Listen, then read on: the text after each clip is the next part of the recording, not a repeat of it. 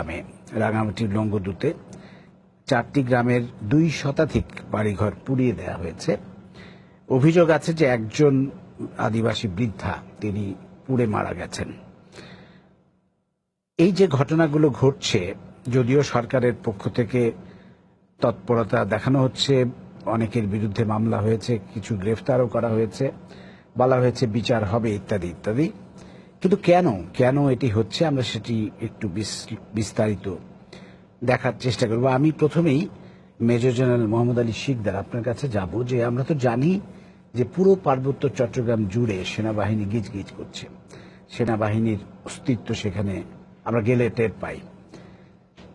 তো এই নিরাপত্তা বেষ্টনীর মধ্যে কিভাবে এই ধরনের ঘটনা ঘটে আপনি যদি একটু বলেন। আপনাকে অনেক অনেক ধন্যবাদ। তবে আপনি প্রথম যে কথাটি বলেছেন, আমি যেহেতু সেনাবাহিনীতে আগে ছিলাম, চাকরি করেছি, পার্বত্য চট্টগ্রামে চাকরি করেছি। এই যে পার্বত্য চট্টগ্রামে সেনাবাহিনী গিজ করছেন এবং সমস্ত জায়গায় আছেন, কথাটি একটু বাড়িয়ে বলা হলো কিনা আমার সেটা মনে হচ্ছে আর কি।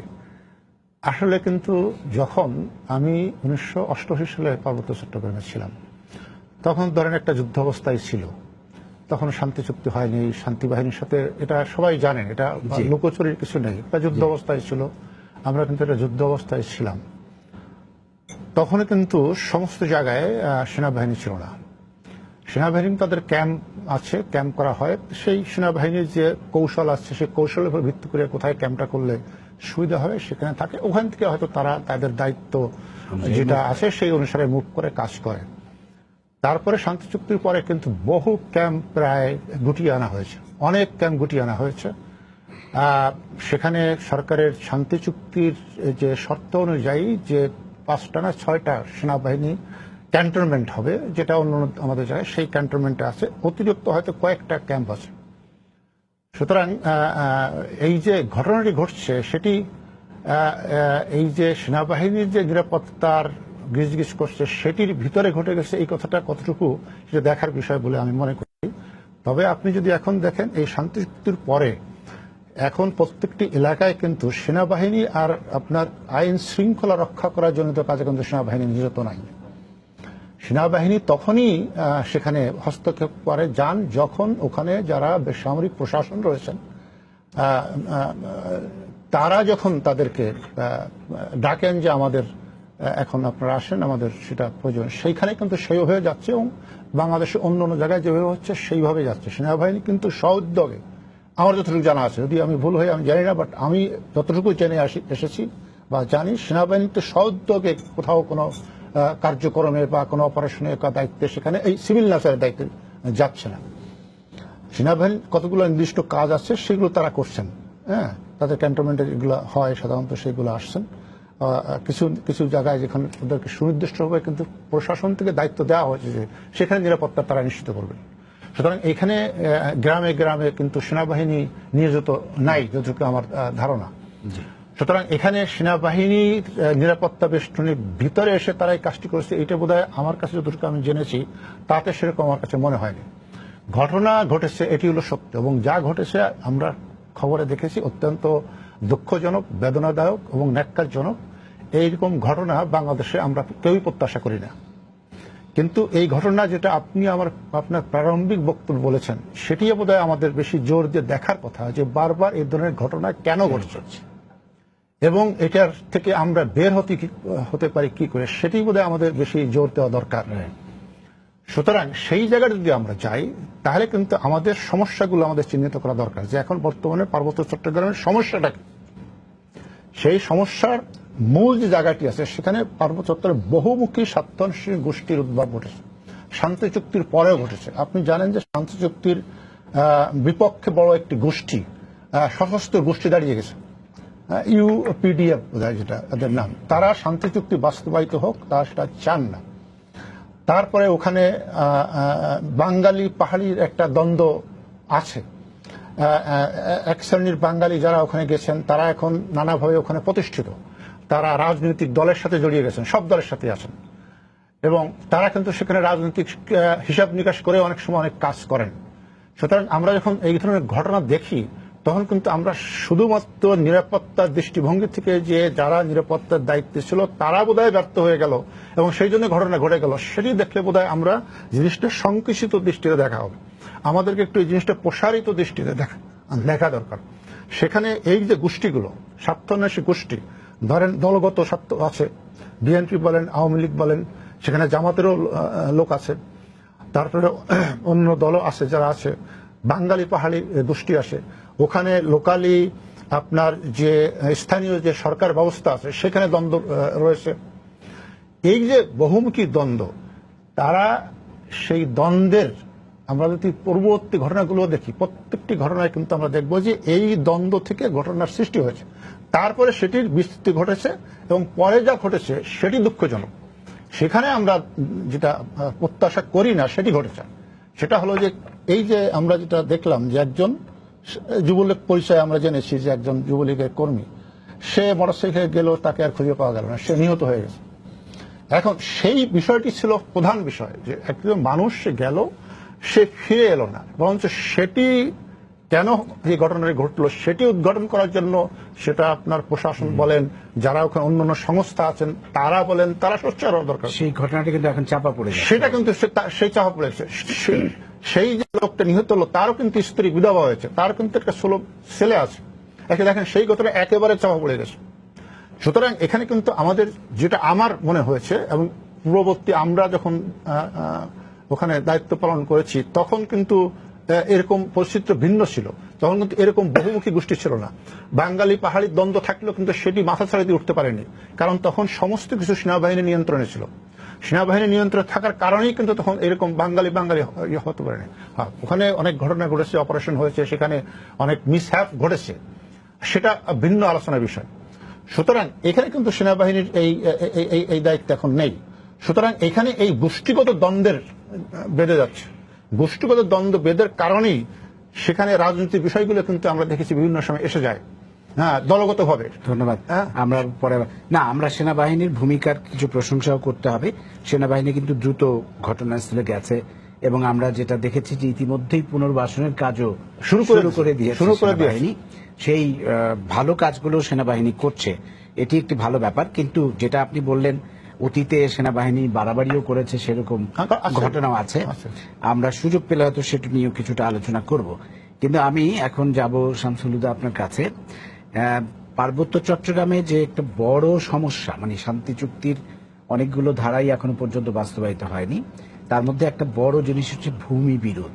ভূমি বিরোধের যথাযথ নিষ্পত্তি এখনো হয়নি, এটা ঝুলে আছে দীর্ঘদিন ধরে। তো আপনি এই বিষয়টি নিয়ে যদি বলেন, এবং আমরা দেখি যে যখনই এই ধরনের ঘটনা ঘটে, একটি ঘটনার মানে উপলক্ষ করে স্বার্থান্বেষী মহল জড়িয়ে যায় এর মধ্যে, এবং মূল লক্ষ্যটা থাকে কিভাবে তাদেরকে উচ্ছেদ করবে ভূমি থেকে, আবারও উচ্ছেদ করে আবার তাদের আধিপত্য বিস্তার করবে। এবং বিভিন্ন প্রতিক্রিয়াশীল চক্র, সাম্প্রদায়িক চক্র, তারা তো আছেই, তাদেরকে উস্কানি দেওয়া হয় বা তাদেরকে আহ্বান করা হয়। এখন এই আহ্বানের ফাঁদে এবার পড়েছে কিন্তু যুবলীগ। যাই হোক, সেটি ভিন্ন কথা। আমি এই ভূমি বিরোধ নিয়ে যদি আপনি একটু কথা বলেন। আপনি ঠিকই বলেছেন, ধন্যবাদ। যে পার্বত্য সমস্যার আসলে কেন্দ্রবিন্দুতেই ভূমি বিরোধ, এটা আমি ব্যক্তিগতভাবে আমার অভিজ্ঞতা থেকে আমি এটা বিশ্বাস করি, এবং আপনিও সেই কথাটাই বলেছেন। এবং আমাদের বেশিরভাগ যারা পার্বত্য চট্টগ্রাম নিয়ে যারা গবেষণা করেন, আলোচনা করেন, বিশ্লেষণ করেন, তারাও মোটামুটি এই প্রশ্নে একমত। আর ওনার একটা কথা আমি খুব গুরুত্বের সাথে, জেনারেল শিকদার যেটা বললেন, একটা কথা আমি খুব গুরুত্বের সাথে আমি নিতে চাই, সেটা হচ্ছে যে এই পার্বত্য চট্টগ্রামের ঘটনাবলীকে নিছক নিরাপত্তার দৃষ্টিকোণ থেকে বিচার না করা। এখানে বহু স্বার্থ, এবং এই বহু স্বার্থ বহু বছর ধরে নানাভাবে এটা সৃষ্টি হয়েছে, সেটা মানে বিকাশ, মানে কিভাবে সেটাকে বাড়তে দেওয়া হয়েছে, এবং সেগুলোর সংঘাতের পরিণাম হচ্ছে এই ধরনের পরিস্থিতি, এবং সেটা প্রধানত ভূমিকে কেন্দ্র করে। যেমন ধরেন এই সরকার একটা অত্যন্ত বড় মাপের মানে অর্জন পার্বত্য চট্টগ্রামকে ঘিরে। আমরা পেছনের দিকে যদি বেশি পেছনে না যাই, যে তার আগে যে একটা মানে অত্যন্ত সহিংস পরিস্থিতি দীর্ঘদিন ধরে বিরাজ করেছে, সেই অবস্থাটা থেকে উত্তরণের জন্য যে একটা ঐতিহাসিক যে শান্তি চুক্তি, পার্বত্য চট্টগ্রাম চুক্তি 1997 সালে যেটা হলো, এই চুক্তি এটা যেমন একটা বিরাট অর্জন, আবার এটা কিন্তু একটা বড় চ্যালেঞ্জও আমাদের সামনে আনলো। সেটা হচ্ছে এই চুক্তিটা স্বাক্ষরিত হওয়ার পরে এই চুক্তি অনুযায়ী যে পদক্ষেপগুলো ধাপে ধাপে নেওয়া এবং সেটা বাস্তবায়ন করা, সেই ক্ষেত্রে কিন্তু আমরা যদি পর্যালোচনা করি, আমরা দেখব যে 1997 সাল থেকে আজকে 2017 সাল পর্যন্ত যদি আসি, আমরা দেখব যে ক্ষেত্রে অনেকবার ব্যত্যয় ঘটেছে এবং তার ফলে হয়েছে কি অনেক নতুন নতুন সমস্যা তৈরি হয়েছে। এবং তার একটা বড় দিক হচ্ছে যে আমরা যে সমস্যাটা মানে বিশেষ করে জিয়াউর রহমান সাহেবের আমলে যে সমস্যাটার সূত্রপাত, অর্থাৎ বাইরে থেকে বহিরাগত লোকদেরকে নিয়ে আসা, বাঙালি কিন্তু ওখানে ছিল, তাদের সংখ্যা কম এবং তারা কিন্তু স্বাভাবিকভাবেই পাহাড়িদের সঙ্গে তাদের একটা সহাবস্থান এবং তাদের সদ্ভাব এবং অত্যন্ত মানে যেভাবে সম্পর্ক হয়, আমাদের সারা বাংলাদেশে যে একটা বৈচিত্র্যে ভরপুর বিভিন্ন ধরনের ডাইভার্সিটি, ধর্ম, বর্ণ, সংস্কৃতির আমরা সবাই মিলেমিশে থাকি, সেটা কিন্তু পাহাড়েও ছিল। কিন্তু শুরু হলো কিন্তু এটা ওই 70-এর দশকের শেষ দিক থেকে, যখন সেটলার বাঙালিদেরকে বাইরে থেকে এনে যাদের কোনো মানসিক প্রস্তুতি এবং যাদের কোনো মানে তাদেরকে একটা মানসিকভাবেই তৈরি করা হয়েছে যে তোমরা অন্যের জায়গা দখল করে এখানে বসবাস করবা, এরকম একটা মানে মাইন্ডসেট নিয়ে তারা আসলো এবং তখন থেকেই কিন্তু এই বিরোধটা ক্রমাগত বাড়তে থাকলো। এবং এই বাড়াটাকে আমরা যদি চুক্তিটাকে, পার্বত্য চুক্তিটাকে যদি সঠিকভাবে বাস্তবায়ন করতে পারতাম প্রথম থেকেই, তাহলে কিন্তু এটা আর বাড়তে পারতো না, এটা বরং নিরসনের দিকে যেত। সেটা হয় নাই বিভিন্ন কারণে। পার্বত্য চুক্তির মধ্যে একটি ধারা কিন্তু আছে যে এই সেটেলারদের পর্যায়ক্রমে ফিরিয়ে আনা হবে এবং অন্য জায়গায় পুনর্বাসন করা হবে। এর পরের যে কাজগুলো, অনেকগুলো আইন কিন্তু এই সরকারের মানে আমলে অনেকগুলো আইন হয়েছে, অন্য সরকারও করেছে, এরশাদ সাহেবের আমলেও কিছু আইন হয়েছে, কিন্তু সেই আইনগুলোর সঙ্গে যদিও পার্বত্য চুক্তির অনেকগুলো আইনের অসঙ্গতি রয়ে গেছে, সেগুলো নিয়ে প্রশ্ন আছে, সেগুলো নিয়ে কিছু ক্ষোভও আছে মানে স্থানীয় যে জনগোষ্ঠীর মধ্যে, সেটা আর একটা দিক। কিন্তু সব থেকে বড় যে গুরুত্বপূর্ণ আইন যেটা ভূমি বিরোধ নিষ্পত্তি কমিশন আইন, এটাও কিন্তু 2001 সালে এটা হয়। কিন্তু সেটারও সমস্যাটা হলো যে শুরুতেই আইনটাকে এমনভাবে তৈরি করা হলো যে এটা বাস্তবায়নের ক্ষেত্রে অনেক রকমের সমস্যা তৈরি করলো। এবং এটা বাস্তবায়ন করতে মানে যে অথরিটি যাকে দেওয়া হলো, অর্থাৎ এই কমিশনের চেয়ারম্যান হিসেবে যাদেরকে নিয়োগ দেওয়া হলো, দুর্ভাগ্যক্রমে এ পর্যন্ত কোনো মানে চেয়ারম্যান সফল হন নাই। তার একটা বড় কারণ হচ্ছে আইনের ভেতরেই কিছু সমস্যা ছিল। সেইটাও কিন্তু আমি বলবো যে সেই চ্যালেঞ্জটাও কিন্তু এই সরকারই এই বছরখানেক আগে সেই আইনটাকেও কিন্তু সংশোধন করেছেন এবং সেখান থেকে একটা বড় বাধা অপসারিত হয়েছে। অতএব এই ক্রেডিটটা সরকারকে দিতে হবে। কিন্তু যেখানে মানে আমরা খুব দুঃখ পেয়েছি সেটা হচ্ছে যে এটাকে বাস্তবায়নের জন্য যে পদক্ষেপগুলো, সেগুলো কিন্তু এরপরে আবার সেখানে কিন্তু আমরা এখনো পর্যন্ত দৃশ্যমান কোনো বড় পদক্ষেপ আমরা দেখছি না। মানে সেই ভূমি বিরোধ নিষ্পত্তি কমিশনকে তাকে যথাযথভাবে লোকবল দিয়ে, দক্ষ জনবল দিয়ে এবং আস্থাভাজন একটা প্রতিষ্ঠানে পরিণত করা এবং ভূমি বিরোধগুলোকে নিরসনের জন্য যে ধাপে ধাপে যে উদ্যোগগুলো নেওয়া, সেইটা কিন্তু হচ্ছে না। এইটা একটা বড় সমস্যা। আর একটা সমস্যা হচ্ছে যে এখানে উনি বলেছেন যে মানে অনেকগুলো ক্যাম্প সরানো হয়েছে, কথাটা সত্য। কিন্তু আপনি যদি পার্বত্য চট্টগ্রামে আপনিও যান, আমরাও যাই, সবাই যাই, আমাদের সবারই অভিজ্ঞতা আছে, কিন্তু আমরা পার্বত্য চট্টগ্রামে ঢোকার পরেই আমরা কিন্তু সামরিক বাহিনীর উপস্থিতিটা কিন্তু সবাই আমরা বুঝতে পারি, টের পাই। সেটা ক্যাম্প কতগুলো আছে না আছে এটা বড় কথা না। আমি আমার ছবি শুটিং করলাম রিসেন্টলি, অতএব সেটা আমরা দেখি। কিন্তু বিষয়টা হচ্ছে সহযোগিতা নিয়ে শুটিং করছি, যদিও ওখানে একটা সিভিল প্রশাসনও আছে, লোকাল গভর্নমেন্টও আছে, লোকাল গভর্নমেন্টের ইউনিয়ন পরিষদও আছে, আবার একটা যে প্রথাগত যে হেডম্যান কারবারি এবং আপনার সার্কেল চিফ, তাদেরও কিন্তু একটা প্রতিষ্ঠান এবং এটা কিন্তু আইনে স্বীকৃত এবং চুক্তিতে স্বীকৃত 97 সালে। এখন এদের মধ্যে কিন্তু কোনো কার্যকর কোনো সমন্বয়, সেইটাও একটা কিন্তু মিসিং জায়গা, এবং এটা কিন্তু ধারাবাহিকভাবে চলে আসছে। ফলে হচ্ছে কি, এই ঘটনাগুলো আসল ঘটনা না। ওই যেটা বললেন যে একজন যুবলীগ কর্মী মারা গেছেন, এখন তার বিষয়টা চাপা পড়ে গেছে। বিষয়টা হচ্ছে যে চাপা, এখন আমরা জানি না যে কেন, কোথা থেকে এটাকে এইভাবে নিয়ন্ত্রিত হচ্ছে যে ঘটনাগুলো অন্য একটা নাটকে পরিণত হবে। আমরা দেখেছি যে ওখানে একটা কাঁঠালপাড়া নিয়ে ঘটনা তৈরি হয়েছে, কিন্তু পরবর্তীকালে এটা বিশ্লেষণ করতে গিয়ে আমরা দেখেছি যে কাঁঠালটা কোনো বিষয় না, কাঁঠালপাড়াও কোনো বিষয় না। বিষয়টা হচ্ছে ওই জমি থেকে ওই নির্দিষ্ট কয়েকটি পরিবারকে উচ্ছেদ করে ওই জায়গাটাকে দখল করা। এক্ষেত্রেও এই যে 200 পরিবার, পাহাড়ি পরিবেশ সম্পর্কে আমরা জানি, এটা হঠাৎ করে 4টে গ্রামের 200 পরিবারের ঘরবাড়ি আগুন লাগানো, এইটা হঠাৎ করে হয় না। এটা স্বতঃস্ফূর্ত সিদ্ধান্ত নিল আর হয়ে গেল না, এটা পরিকল্পিতভাবে হয়েছে। কারা এই পরিকল্পনা করলো, এইটার অনুসন্ধান হওয়া দরকার। আর সব থেকে বড় কথা হচ্ছে যে যে যুবলীগ কর্মীর মৃত্যুকে কেন্দ্র করে, যার লাশ পাওয়া গেছে, যার মৃত্যুকে কেন্দ্র করে এই ঘটনাগুলো ঘটানো হলো, তার সেইটাকে আইনের আওতায় নিয়ে সেটাকে ইনভেস্টিগেট করে, তদন্ত করে, সেইটা অনুসন্ধান করে দোষীকে খুঁজে বের না করে এই আগুন লাগানোর এই বুদ্ধিটা কারা দিল, এবং কারা এটাকে পৃষ্ঠপোষকতা করলো, এবং কিভাবে ঘটলো, পুরো জিনিসটা তদন্ত হওয়া দরকার। তাহলেই আমরা উৎসে যেতে পারবো। এবং এইটার সঙ্গে ওই যে আমি বললাম যে ভূমি বিরোধ নিষ্পত্তি কমিশন যে কার্যকর হচ্ছে না, এর কোনো সম্পর্ক আছে কিনা, এবং এই যে সমন্বয়হীনতা এখানে কতটা দায়ী, এটার একটা সামগ্রিক চিত্র আসলে আমাদের সামনে আসা দরকার, জনগণের সামনে আসা দরকার, সরকারেরও জানা দরকার। কারণ আমরা দেখছি যে সরকারের রাজনৈতিক পর্যায়ে, শীর্ষ পর্যায়ে যে সিদ্ধান্তগুলো হচ্ছে, সেই সিদ্ধান্ত এবং ওখানে যে প্রশাসন এবং এই যে বাস্তবে ঘটনা, এর সঙ্গে কোথায় একটা অসঙ্গতি লক্ষ্য করছি। এই অসঙ্গতি নিয়ে তো আমরা চলতে পারবো না। ধন্যবাদ। আমি অধ্যাপক সাদিক আলিম আপনার কাছে যাব।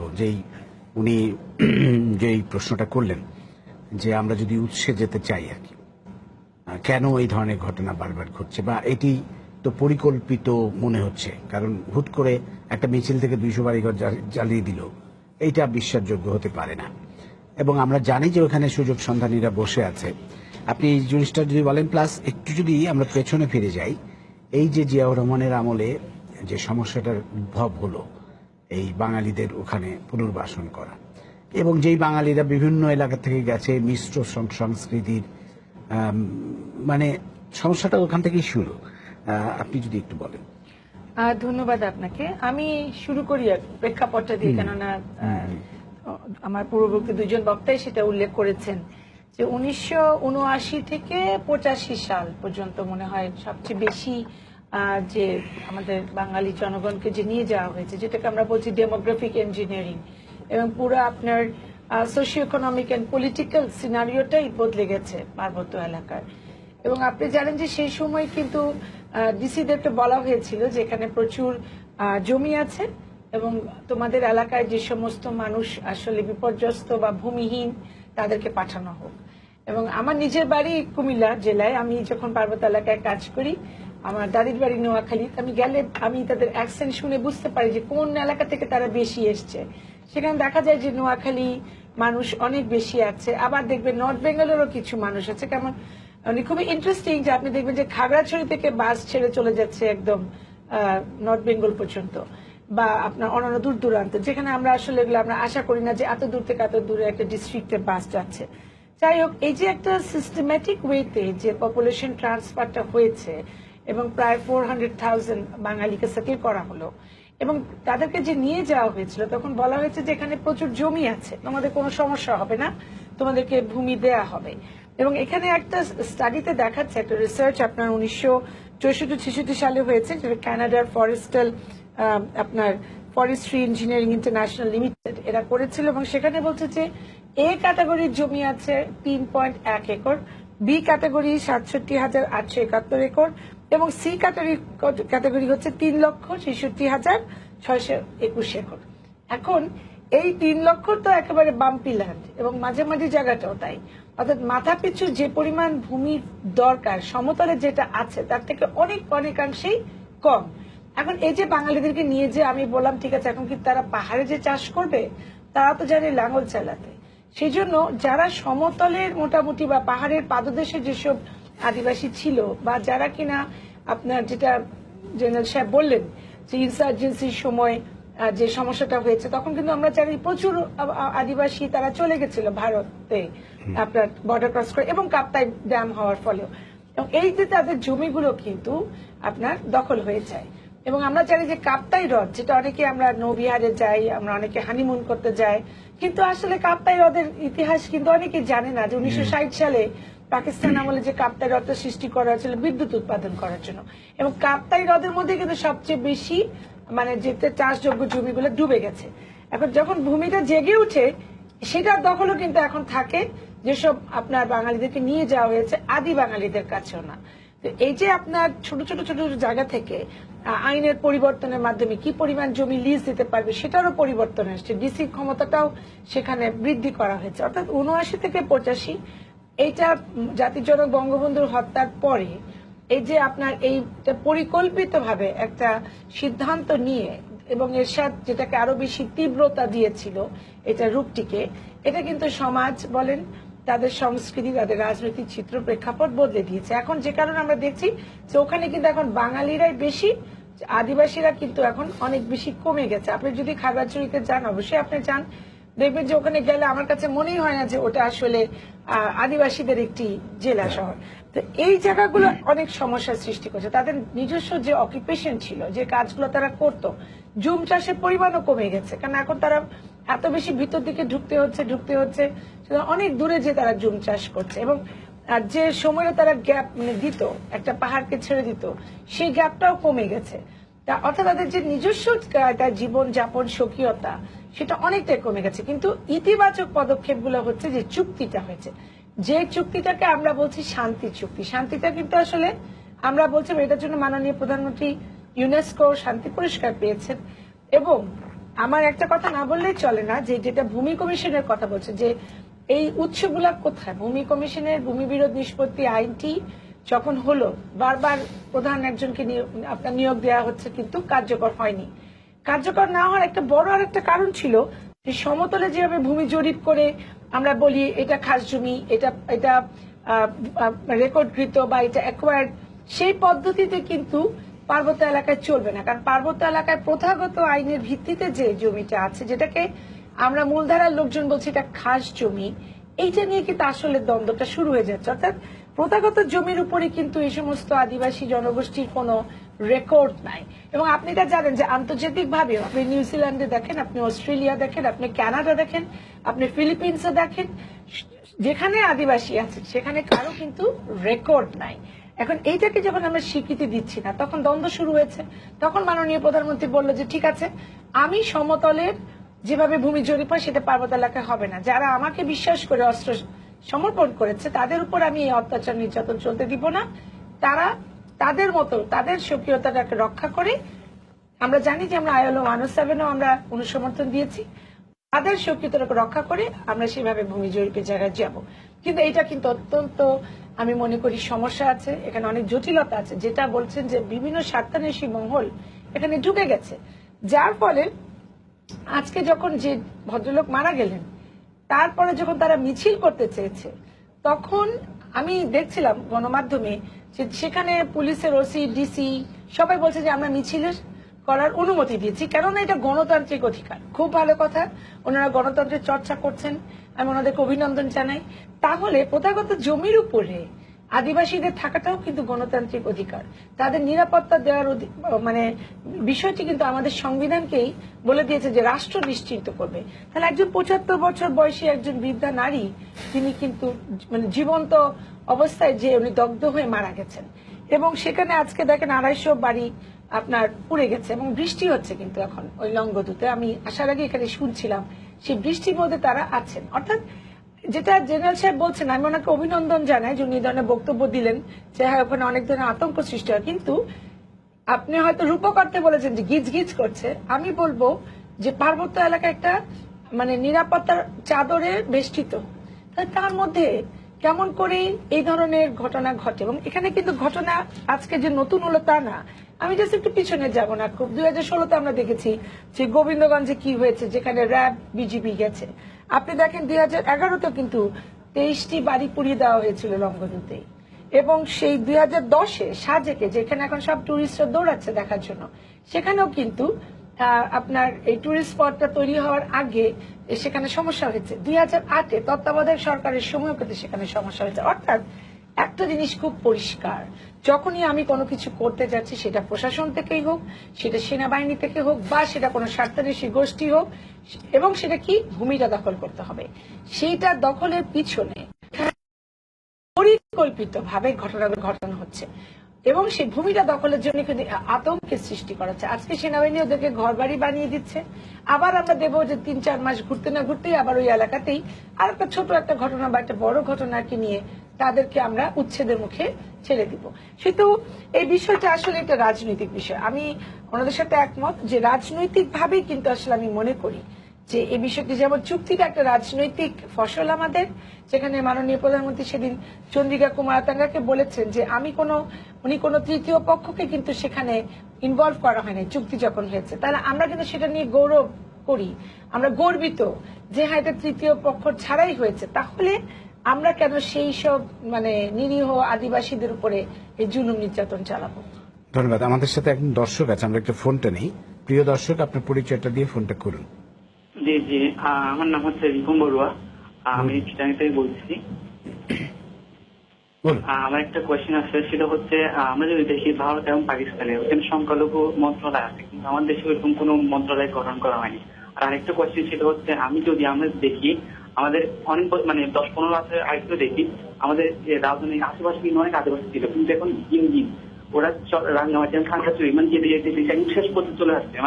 বাংলাদেশ এখন এমন ভাবে যাচ্ছে, ওরা এখন শেষ পর্যন্ত চলে যাচ্ছে। আমি আগে দেখতেন রাঙ্গামাটি দুঃখের সাথে সাথে আদিবাসীদের দেখা যেত, কিন্তু এখন আর সেই পর্যায়ে নেই। যেতে এমন অবস্থা হয়ে গেছে একদম ওদের লাস্ট পর্যায়ে যেতে জুম চাষও করার প্রচুর হচ্ছেন। সেই জন্য সরকার কি যথেষ্ট পদক্ষেপ নেওয়া উচিত না? জি, ধন্যবাদ। আমি সাদেক আলিম, আপনি কি বলবেন? আপনি একটু বলছিলেন যে এখন আর ওখানে গেলে বোঝা যায় না যে আমি একটা আদিবাসী অধ্যুষিত জায়গায় এসেছি। বিবাহতেও আপনি দেখবেন যে পোলাও, কোরমা, রোস্ট এসব খাওয়ানো হয়, আদিবাসী খাবারও তারা খাচ্ছে না। কেননা আমাদের এই যে আমরা ধর্মটাকে ওখানে অনেক বেশি নিয়ে গেছি, আর যেখানে আপনি দেখবেন যে আমি বিনয়ের সাথে বলতে চাই, শ্রদ্ধার সাথেই বলতে চাই যে যার যার ধর্ম সবাই পালন করবে, কিন্তু সেখানে একটা কম্পিটিশন কন্টেস্ট শুরু হয়ে যায়। ভোরবেলা উঠলে আপনি দেখবেন যে দিক দিয়ে বৌদ্ধ বিহার থেকেও আওয়াজ আসতেছে অনেক জোরে জোরে, দিক থেকে অনেকগুলো মুয়াজ্জিন একসাথে। তো এই জিনিসটা কেন? আগে তো এটা ছিল না, আমরা তো শান্তিপূর্ণ ভাবেই যে যার ধর্ম পালন করছি। অর্থাৎ আমরা সবাই আতঙ্কের মধ্যে আমাদের অবস্থানটাকে শক্ত রাখার জন্য আমরা একটা প্রতিযোগিতায় নেমেছি, যার ফলে যিনি ফোন করেছেন আমাদের একজন ছোট ভাই, তার সাথে আমি একমত। তবে এটা আমাদের মনে রাখতে হবে যে একটা দেশকে যদি আমি হোমোজিনিয়াস ধরে ফেলি, সবাই একই কাপড় পরবো, একইভাবে হাঁটবো, একইভাবে খাবো, তাহলে তো সে দেশে কোনো বৈচিত্র্য নাই। ধর্মের যেমন বৈচিত্র্য থাকবে, বর্ণের থাকবে, জাতি গোষ্ঠীর থাকবে, তাহলে কিন্তু সেই দেশটি একটা শক্তিশালী রাষ্ট্র হিসাবে পরিচিত হবে। এবং গণতন্ত্রের চর্চা যদি দেখতে চাই, সবসময় বলা হয় যে গণতন্ত্র একটা দেশে ঠিক মতো চর্চা হচ্ছে কিনা, সে দেশে অন্যান্য ধর্মাবলম্বী বা ক্ষুদ্র যারা আছেন, অল্প সংখ্যক মানুষ যারা অন্যান্য ধর্মের, তারা কেমন আছেন, সেটাই কিন্তু একটা বড় সূচক আমি মনে করি। আরেকটি প্রশ্ন উনি করেছেন যে সংখ্যালঘু মন্ত্রণালয় আমাদের নেই, ভারতেরও আছে, তো এটা করা যায় কিনা, বা এটা করলে তো অনেক আমার মনে হয় সমস্যা হয়তো আজকে যদি এরকম এটা আসলে হওয়া উচিত। আপনি দেখেন পার্বত্য চট্টগ্রামের অনেক মিনিস্ট্রি অফ সিটি অ্যাফেয়ার্স, এটা একটা চুক্তির ফসল, কিন্তু আপনার সমতলে তো তার চেয়ে বেশি আদিবাসী জনগোষ্ঠী আছে এবং তারা কিন্তু ছড়িয়ে ছিটিয়ে উত্তরবঙ্গে। তাহলে তাদের জন্য কিন্তু কিছু নাই, একটা স্পেশাল অ্যাফেয়ার্স ডিভিশন আছে শুধুমাত্র প্রধানমন্ত্রীর কার্যালয়ের মাধ্যমে এটা কাজ করে। সেজন্য এই ধরনের একটা মিনিস্ট্রি যদি হয়, তাহলে সবার নিডটাই আমি মনে করি এখানে কোঅর্ডিনেট করা সম্ভব। জি, আমি জেনারেল শিকদার আপনার কাছে আবার আসবো। আপনি এই দুইজনের আলোচনার সূত্র ধরে আপনি যদি একটু বলেন, নিরাপত্তার বিষয়টা আমরা যদিও জানি যে এটা আসলে নিরাপত্তা বিষয়টা খুব মুখ্য না, অন্যান্য রাজনৈতিক এবং স্বার্থের দ্বন্দ্ব সেগুলো বেশি, কিন্তু একটা সময় কিন্তু আমরা দেখেছি যে আদিবাসীরা যখন তারা মানে যুদ্ধে লিপ্ত ছিল, হয়তো শান্তি চুক্তির আগে, তখন নিরীহ আদিবাসীদের উপরও অনেক অত্যাচার হয়েছে। মানে আমরা এটা মনে করে এখনো খুব কষ্ট পাই যে আমাদের নিজস্ব সেনাবাহিনী কিন্তু অনেক মানবাধিকার লঙ্ঘনের ঘটনা। আমরা যদি সেই কল্পনা চাকমার কথা মনে করি, কল্পনা চাকমা অপহরণ হলো এবং বলা হয়ে থাকে যে একজন জুনিয়র আর্মি অফিসার তাকে অপহরণ করেছে। এটা অনেক রকম প্রত্যক্ষদর্শীর বয়ান থেকে পাওয়া যায়, কিন্তু সেইটার কোনো বিচার এখন পর্যন্ত হলো না। আপনি এই বিষয়গুলো নিয়ে যদি একটু বলেন। দেখেন, সেইটি যে অধ্যায়টা, সেই অধ্যায়টার সমাপ্তি ঘটেছে শান্তি চুক্তির মাধ্যমে। সেটি একটা দুঃখজনক এবং একটা ভ্রাতৃঘাতী, আমি বলবো যে তারা যেখানে আপনি তাদেরকে যেভাবেই তাদের পরিচয়টা তুলে ধরেন, ক্ষুদ্র নৃগোষ্ঠী বলেন, আদিবাসী বলেন, যাই বলেন, তারা কিন্তু এই দেশের নাগরিক, তারা কিন্তু সম অধিকার। তাহলে আমরা এই যে বাঙালি পাহাড়ি এই ধরনের একটা ভ্রাতৃঘাতী একটা সংঘর্ষে তখন লিপ্ত হয়েছিল, এবং সেই সংঘর্ষে লিপ্ত হওয়ার পরে যে ঘটনাগুলি ঘটেছে সেটা কিন্তু প্রত্যেকটি ঘটনা কিন্তু আপনি ওইভাবে আমরা যে এখানে বসে একটা ঢালাও মন্তব্য করে দেই তাহলে কিন্তু সেটা বোধহয় ঠিক হবে না। প্রত্যেকটি ঘটনার কিন্তু আলাদা আলাদা একটা বৈশিষ্ট্য আছে এবং কেন ঘটেছে এবং সেখানে কতটুকু অতিরিক্ত হয়েছে সেটাও কিন্তু আমাদের যেটি হয়েছে তখন প্রত্যেকটা ঘটনা তদন্ত হয়েছে, তদন্ত হওয়ার পরে কতটুকু অতিরিক্ত হয়েছে এবং তার জন্য কিন্তু যারা অতিরিক্ত করেছে তাদেরও কিন্তু আইনের আওতায় এনে, সেনাবাহিনীর লোক যদি করে থাকে সেনাবাহিনীর লোক যে কিন্তু সেনাবাহিনীর যে আইন আছে সেই আইনের কিন্তু আওতায় এনে সেটা যথাযথ আইনের আওতায় যতটুকু করা দরকার কিন্তু করা হয়েছে। বিষয়টা হলো যে সেটি তো হওয়া উচিত ছিল না, কিন্তু যখন এরকম একটা যুদ্ধ পরিস্থিতি সৃষ্টি হয়ে যায় তখন কিন্তু যেটা আপনিও বলছিলেন আমিও বলছিলাম যে সেনাবাহিনী আপনার উপজেলা পর্যন্ত আপনার ডিপ্লয়মেন্ট ছিল, ক্যাম্প ছিল, তখন কিন্তু সেনাবাহিনীর অফিসাররা ওখানে ছিল, অনেক ইয়ং অফিসার ছিল।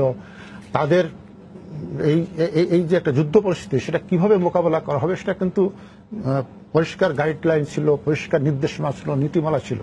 ডেফিনেটলি সবাই হয়তো আমরা একমত হব। এটা আমি নিজে যেহেতু ওখানে অপারেশন করেছি, সেখানে কিন্তু এই সরকারের পক্ষ থেকে বা রাষ্ট্রের পক্ষ থেকে কখনো এই ধরনের বাড়াবাড়ি করার কোনো লাইসেন্স কাউকেই দেওয়া হয়নি, কাউকেই দেওয়া হয়নি। আমি ওখানে দেখেছি। আমি যদি আমার ক্যাম্পের কথা বলি, আমি একটি বছর একেবারে নির্জন ক্যাম্পে ছিলাম, সেখানে হেলিকপ্টার ছাড়া কোনো যোগাযোগই ছিল না।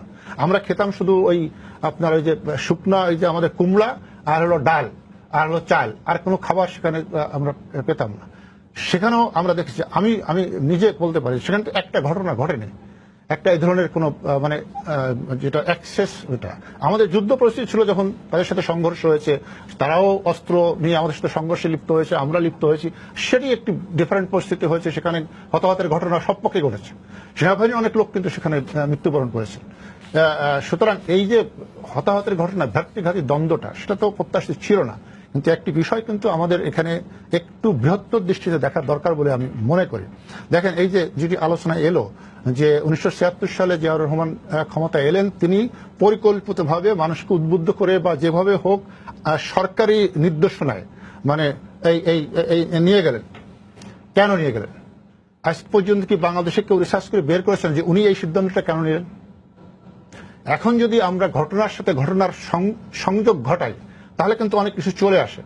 কিভাবে চলে আসে দেখেন, যখন এই সংঘর্ষটা এখানে হলো এবং ওখানে এই শান্তি বাহিনী তো তারা আশ্রয় নিল প্রতিবেশী দেশে, তারপর তারা এখানে প্রশিক্ষণ নিয়ে তারা এসে আর্মির সাথে সংঘর্ষে লিপ্ত হলো। সেই সাথে কি হলো, আপনার ভারতের উত্তর পূর্ব অঞ্চলে কিন্তু প্রচন্ড রকমের আপনার এই অশান্তি, বিচ্ছিন্নতাবাদী সশস্ত্র আন্দোলন শুরু হয়ে গেল। যদিও দুটি রাষ্ট্র, এটার সাথে কিন্তু একটি সম্পর্ক আছে, আপনারা সবাই জানেন যে এটি সবাই জানেন যে ভারতের ওই যে বিচ্ছিন্নতাবাদী সশস্ত্র গোষ্ঠী তারা পার্বত্য চট্টগ্রামে এসে ক্যাম্প করে তারা এখানে থাকতো। তখন যারা সরকারে ছিল তাদের নীতি ছিল তাদেরকে সেখানে প্রশিক্ষণ দেওয়া, সহযোগিতা করা, তারা যে ভারতের ভিতরে যারা সশস্ত্র বিদ্রোহী করতো। আবার ভারতও পাল্টা হিসেবে সেই কাজটি করেছে। এখন আপনি যদি দেখেন কারা করেছে, কেন, কাদের উদ্দেশ্য, এই উদ্দেশ্যটা কাদের উদ্দেশ্যে সফল হলো আপনি বৃহত্তর দৃষ্টিতে দেখেন। এটি পাকিস্তান সেই 60-এর দশকের শুরু থেকে এই পার্বত্য চট্টগ্রামে তাদের এটি ব্যবহার করে তারা এই ভারতের উত্তর পূর্ব অঞ্চলে এই সশস্ত্র সংগ্রামটি শুরু করেছিল। বঙ্গবন্ধু যখন ক্ষমতায় এলেন, আপনি সবাই জানেন 73 সাল পর্যন্ত কিন্তু এটা একেবারে ডাউন হয়েছে, কোন রকম কোনো ক্যাম্প ছিল না, সমস্ত ক্যাম্প ডাউন করে দেওয়া হয়েছিল, কোনো কিছু ব্যবস্থা ছিল না। তারপরে এটি হলো। সুতরাং এটি কিন্তু একটা বৃহত্তর আন্তর্জাতিক চক্রান্তের একটা রাজনৈতিক গেম এখানে কাজ করেছে বলে আমাদের এই সংযোগ যদি হয় দেখা যায়। কারণ এটি যদি হবে তাহলে ওই ভারতের থেকে লোক যারা আসছে তাদেরকে আশ্রয় দেওয়া হচ্ছে, তারা যে ওখানে সশস্ত্র সংঘর্ষ করে তারা এটা করাচ্ছে। সুতরাং সেই জায়গাটা যখন আমাদের কিন্তু সেই যে লিগেসির যে জায়গা তার থেকে আমরা বের হতে পেরেছি। আমরা কিন্তু সর্বশেষ 2001 থেকে 2006 সালে বাংলাদেশ যে সরকার ছিল, জামাত বিএনপি সরকার, তারা কিন্তু এই পার্বত্য চট্টগ্রামে আবারও তারা সেই ভারতের এই যে পার্বত্য অঞ্চলের এই তাদের উত্তর পূর্বাঞ্চলের রাজ্যগুলোর যা সশস্ত্র বিদ্রোহী ছিল তাদের কিন্তু একেবারে এটা ওপেন সিক্রেট, এবং পাকিস্তানের আইএসআই তাদের সহযোগিতায়, তাদের অস্ত্রে, তাদের টাকায় তারা এখানে ক্যাম্প গেড়ে তারা এখানে ভারতে এই তৎপরতা চালিয়েছে। তারপরে কি হলো, আপনার এই যে আপনার শান্তি চুক্তির কথা বললেন, শান্তি চুক্তি 97 হলো, তারপরে তো শান্তি চুক্তির কোনো অগ্রগতি হয়নি। 2001 সালে 2006 সাল পর্যন্ত শান্তি চুক্তির কোনো কাজ হয়নি, বরঞ্চ এই সমস্ত ঘটনা ঘটিয়ে শান্তি চুক্তি যাতে বাস্তবায়ন না হয় তার জন্য তো বাধাগ্রস্ত করা হয়েছে, এবং এই ঘটনাগুলো যদি না ঘটতো তাহলে কিন্তু শান্তি চুক্তি বাধাগ্রস্ত হতো না। সুতরাং সেই খেলাটা, এই যে খেলাটা এখন কিন্তু সেই খেলাটা শেষ হয়নি, এবং এই খেলাতে যারা জড়িত তারাই পিছন থেকে বৃহত্তর কোন ষড়যন্ত্রের অংশ হিসাবে এই পার্বত্য চট্টগ্রামে শান্তি চুক্তি বিরোধী গোষ্ঠী সৃষ্টি করেছে। তারাই এখানে বহুমুখী গোষ্ঠী, আজকে 57 গোষ্ঠী সৃষ্টি হচ্ছে, এবং এইখানে আপনি গ্রাউন্ড লেভেলে যেগুলো আপনি দেখছেন এইগুলো হলো গ্রাউন্ড লেভেলে তাদের ঘটনাটি ঘটে গেছে। এই ঘটনা ঘটার পরে যেটা আমরা প্রথমে আলোচনা করলাম, ঘটনা ঘটার পরে কেন তাহলে আগুন দেওয়া হবে? আগুন দেওয়াতে কোনো সলিউশন না, কোনো সমাধান না। আগুন দেওয়া হলো কেন? সুপরিকল্পিত কথা ভাই বলেছেন, অবশ্যই সুপরিকল্পিত। এই সুপরিকল্পিত পিছনে কারা ছিল এইগুলো যদি আমরা বের না করি, আমরা না করতে পারি, তাহলে কিন্তু এই সমস্যার সমাধান হবে না। এখানে আন্তর্জাতিক চক্রান্ত জড়িত আমি মনে করি, এবং বাংলাদেশকে যারা অস্থিতিশীল করতে চায়, যারা এই শান্তি চুক্তিটাকে ব্যাহত করতে চায়, বানচাল করতে চায়, তাদের ষড়যন্ত্র এখানে জড়িত আছে। ধন্যবাদ। আমাদের সাথে আরেকজন দর্শক আছে ফোনে, আমরা একটু ফোনটা নিব। প্রিয় দর্শক, আপনার পরিচয়টা দিয়ে প্রশ্নটা করুন। আসসালামু আলাইকুম। ওয়ালাইকুম আসসালাম। মোহাম্মদ জাহাঙ্গীর আলম, আমি খাগড়াছড়ি থেকে বলতেছি। আমি পার্বত্য বাঙালি ছাত্র পরিষদের পৌর সভাপতি। আমার আজকের প্রশ্ন, যদি একটা যুবলীগ কর্মী নিহত হয়েছেন, এটা যদি আমরা পূর্বের ঘটনা দেখতে যাই, তার কাছ থেকে বিপুল অঙ্কের চাঁদা দাবি করা হয়েছিল। চাঁদা এক পর্যায়ে চাঁদা না দেওয়ার কারণে তাকে হত্যা করা হয়েছে। এই হত্যাকাণ্ডের বিষয়ে যখন হত্যা করা হয়, তারপরে আমার এলাকার সাথে সংঘর্ষ হয়ে এক পর্যায়ে এটা পাহাড়ি বাঙালি চলে যায়। কিন্তু অ্যাকচুয়ালি ঘটনা হচ্ছে যে আপনার ইউপিডিএফ নামক যে সন্ত্রাসী একটা গোষ্ঠী আছে, তাকে প্রত্যেকটা বাঙালি বাজার করলে তাকে চাঁদা দিতে হয়। একটা গরু, একটা ছাগল এবং একটা কলা পর্যন্ত কিনলে বাঙালি তাদেরকে চাঁদা দিতে হয়, এবং কি উপজাতি আমাদের যে পাহাড়ি বাইরে আছে তাদেরকেও পর্যন্ত চাঁদা দিতে হয়। আমরা এই চাঁদা না দেওয়ার কারণে যে আমরা দাবি করি, তখন আমাদের সাথে স্থানীয় বাঙালির সাথে সংঘর্ষ বেড়ে যায়। আমি আজকের এই প্রশ্ন যে এই চাঁদাবাজি কি সরকার বন্ধ করতে পারবে কিনা। আর আরেকটি বিষয়ে প্রশ্ন হচ্ছে, এই জমি বিরোধ এই নিষ্পত্তি কমিশন যে আইন করলো, এই খাগড়াছড়ি বা হিলটেক্সের জায়গাটা কি আদৌ কি বাংলাদেশের ভিতরে? আর যদি বাংলাদেশের ভিতরে হয়ে থাকে, তাহলে হিলটেক্সে বাহির থেকে আমার এই বাঙালি ভাইরা বা বাহির থেকে এই এসে কেন খাগড়াছড়িতে বা হিলটেক্সের জায়গা নিতে পারবে না? এটা হচ্ছে আমার দ্বিতীয় প্রশ্ন। ধন্যবাদ। অধ্যাপক সাদেক আলিম, আপনি বলবেন? হ্যাঁ, প্রথম প্রশ্ন ছিল চাঁদাবাজির উপরে। অবশ্যই ওনাকে আমি ধন্যবাদ জানাচ্ছি, উনি নিজেও মনে হয় পলিটিক্যালি ইনভলভড।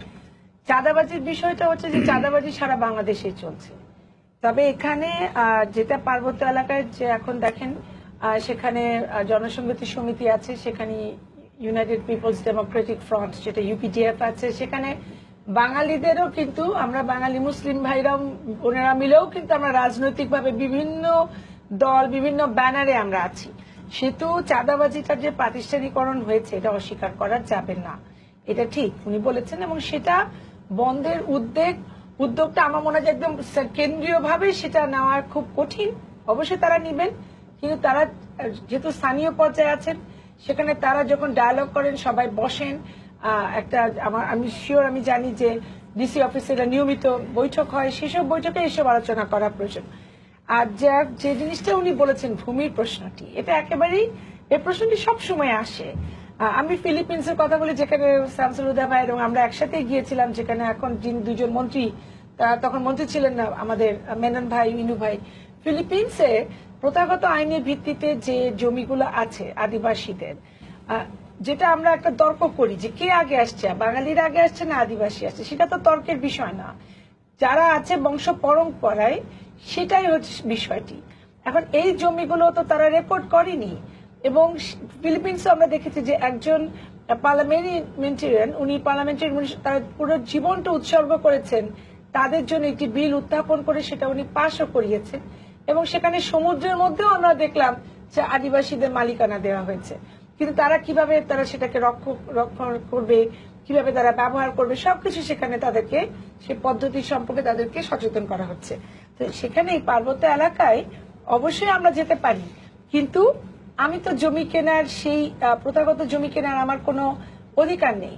এবং যে জমিটা আমরা দখল করে ফেলেছি, সেটার এখন যে স্থানান্তর করা, হস্তান্তর করা, যে কিনা আসল মালিক, প্রকৃত মালিক, এখানেই কিন্তু জটিলতা। সেহেতু এটা এত কঠিন কাজ, এবং এটাকে সচেতনতাটা অবশ্যই বৃদ্ধি করতে হবে। এবং যখন চুক্তি হয়, যেটা আপনি শুরুতেই বলেছিলেন, ইউরোপিয়ান ইউনিয়নই কিন্তু বলেছিল যে আমরা ক্ষতিপূরণ দিব, এই সমস্ত যারা গেছেন, যারা আদি বাঙালি তারা থাকুক, যাদেরকে নিয়ে যাওয়া হয়েছে তাদেরকে আমরা যে জেলা থেকে নিয়ে আসা হয়েছে তাদেরকে ফেরত পাঠানো হোক। আমরা এটাও শুনি যে তারা মাঝে মাঝে বাসে উঠেও পড়েন, কিন্তু সেখানে সেনাবাহিনী তাদেরকে নামিয়ে দেন। যদিও শিকদার সাহেব যেটা বলছেন, আমি ওনার সাথে একমত, সেনাবাহিনীর ভূমিকা আমি নিচু করে দেখব না, কিন্তু মিছিল যখন হয়েছে, আগুন যখন লাগানো হয়েছে, তখন কিন্তু আপনার সেনাবাহিনী, পুলিশ, তারা কোনোভাবেই অনেক বাঙালিকে থামাতে পারেনি। কেন? পুলিশ, আপনি যেটা বললেন যে পুলিশ অনুমতি দিয়েছে মিছিল করার অনুমতি যদি দেয়, তাহলে মিছিলকে নিয়ন্ত্রণ করার দায়িত্ব তাদের। তারা পারলো না, এটা কেমন কথা হলো যে তারা থামাতে পারেনি? এবং এখন তারা তো সুন্দর করে আবার ঘর বানাতে পারছে। অর্থাৎ এইটার মধ্যে যে রাজনৈতিক কিছু উদ্দেশ্য আছে, বা কারা করছে, কারা দেশে আর 1.5 বছর পর আমাদের নির্বাচন হবে, এবং যেখানে তার একটি অসাম্প্রদায়িক, একটি প্রগতিশীল সরকার আমরা দেখতে চাই, সেখানে হয়তো বিভিন্ন ইন্টারেস্ট গ্রুপ এখানে কাজ করছে, সে কারণেই এই জটিলতাগুলো বাড়তে থাকবে। ধন্যবাদ। আমি অল্প সময় আছে, আমি হুদা ভাই আপনার কাছে আসবো একটি বিষয়। এই যে ভূমি বিরোধ নিয়ে যে কথাগুলো হচ্ছে, এটা নিষ্পত্তি না হওয়ার আরেকটি কারণ কি, এটা যে আমরা জানি যে অনেক প্রভাবশালী ব্যক্তি, অর্থেও বিত্ত যাদের আছে, ক্ষমতা যাদের আছে, তারা পার্বত্য চট্টগ্রামে জমি কিনছে, পাহাড়ের পর পাহাড় কিনে ফেলছে। তো তাদের তো ইন্টারেস্ট, এবং তারা যথেষ্ট ক্ষমতাশালী, তাদের তো একটা ইন্টারেস্ট গ্রো করেছে। এটা কি একটা কারণ মনে করেন নাকি? অবশ্যই অন্যতম কারণ।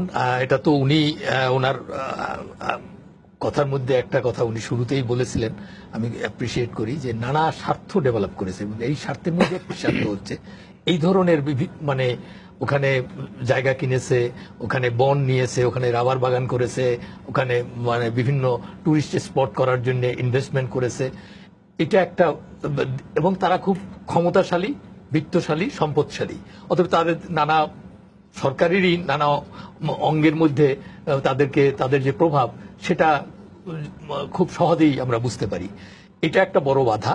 আর একটা বাধা হচ্ছে যে আমাদের সামগ্রিকভাবে আমাদের একটা মাইন্ডসেট, আমাদের যে মানুষ কাঠামো, এই মানুষ কাঠামোর মধ্যে আমাদের একেবারে আমি কিছু ব্যতিক্রম বাদে শীর্ষ পর্যায়ে কিছু রাজনৈতিক নেতৃবৃন্দ যারা যাদের ইচ্ছা এবং যাদের ঐকান্তিকতা না থাকলে চুক্তি হতো না, বা এই পরিবর্তনগুলো হতো না, তাদের কথা বাদ দিলে বেশিরভাগ রাজনীতিবিদ বলেন, প্রশাসনে যারা আছেন, এবং ওখানে যে বাঙালি সেটলার আছেন, কারণ আপনি বাঙালি সেটলারদের মধ্যে উনি একটা কথা বলেছেন, বিভিন্ন দল আছে, এবং এই দলগুলোর মধ্যে একটা অদ্ভুত ঐক্য, অদ্ভুত একটা তাদের সেটা হচ্ছে পাহাড়িদেরকে নির্যাতন করা, উচ্ছেদ করা, বিতাড়িত করা তাদেরকে, এবং তাদেরকে সবকিছু থেকে ইয়ে করা, তাড়িয়ে দেওয়া, মানুষ কাঠামো তৈরি করা। যখন প্রশ্ন করে যে পার্বত্য এলাকা কি ঢাকা, আমি একটা কথা বলে আমি শেষ করব, সেটা হচ্ছে যে আমাদের চুক্তির মধ্যে কিন্তু এই বাস্তবতাটাকে পরিবর্তনের বিষয়গুলো অন্তর্ভুক্ত ছিল। আমরা আশা করব পার্বত্য চট্টগ্রাম শান্তি চুক্তির পূর্ণ বাস্তবায়ন হবে।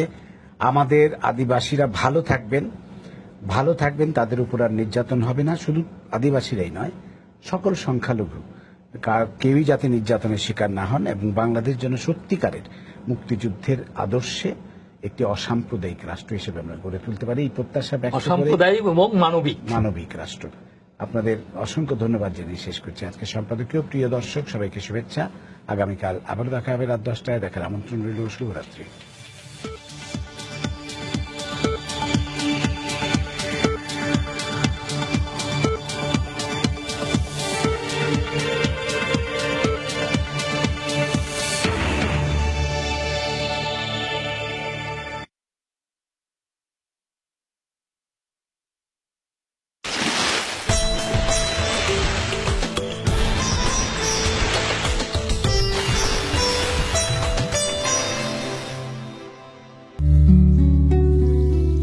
রোজায় সুস্থ থাকতে সেহরি ও ইফতারে সম্ভব হলে আঙুর খান, কোষ্ঠকাঠিন্য দূর হবে এবং রুচি বাড়বে।